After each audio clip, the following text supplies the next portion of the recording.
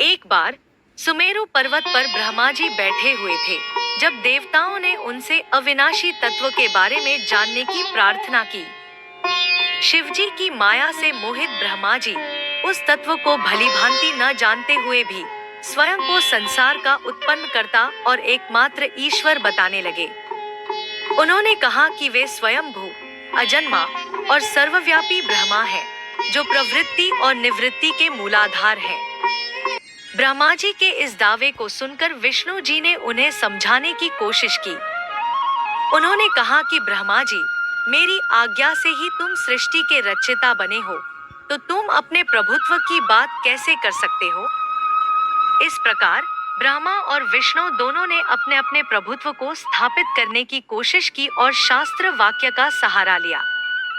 अंततः वेदों से पूछने का निर्णय लिया गया। चारों वेद क्रमशः प्रकट हुए और अपना मत प्रकट किया।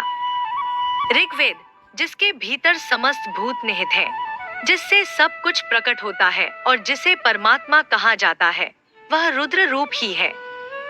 यजुर्वेद, जिसके द्वारा वेद भी प्रमाणित होते हैं और जो ईश्वर के संपूर्ण यज्ञों तथा योगों से भजन किया जाता है, वह शिव ही है।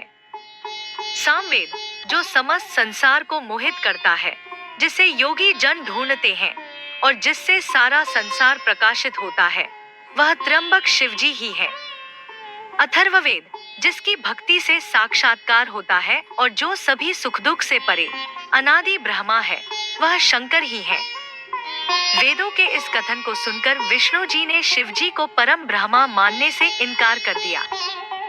ब्रह्मा और विष्णु का विवाद बढ़ता गया और शिवजी की माया से मोहित होकर उनकी बुद्धि स्थिर न हो सकी।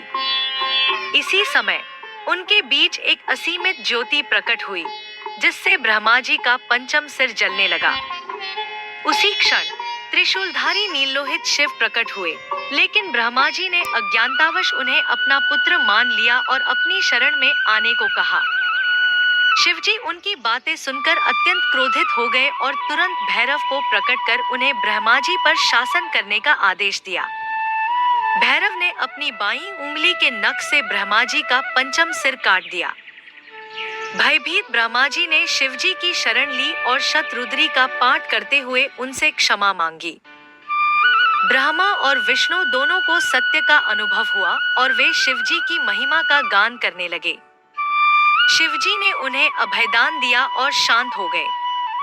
इसके बाद शिवजी ने भैरव को काल भैरव नाम दिया, जो समय के साथ भी भयानक और शक्तिशाली है, और उसे काशीपुरी का अधिपति बना दिया। उन्होंने भैरव को आदेश दिया कि वे ब्रह्मा जी के कपाल को धारण करके काशी नगरी में भिक्षाटन करें, ताकि वे ब्रह्मा हत्या के पाप से मुक्त हो सकें। जब भैरव काशी की ओर चले, ब्रह्मा हत्या भी उनके पीछे पीछे चलने लगी। काशी पहुंचने पर भैरव के हाथ से चिमटा और कपाल छूटकर पृथ्वी पर गिर गए और उस स्थान का नाम कपाल मोचन तीर्थ पड़ गया। इस तीर्थ में जाकर पिंडदान और देव पितृतर्पण करने से मनुष्य ब्रह्मा हत्या के पाप से मुक्त हो जाता है। वीडियो पसंद आया हो तो लाइक कीजिए, शेयर कीजिए और कमेंट कीजिए और सब्सक्राइब कीजिए। अगले वीडियो में फिर मिलते हैं। जय श्री राम।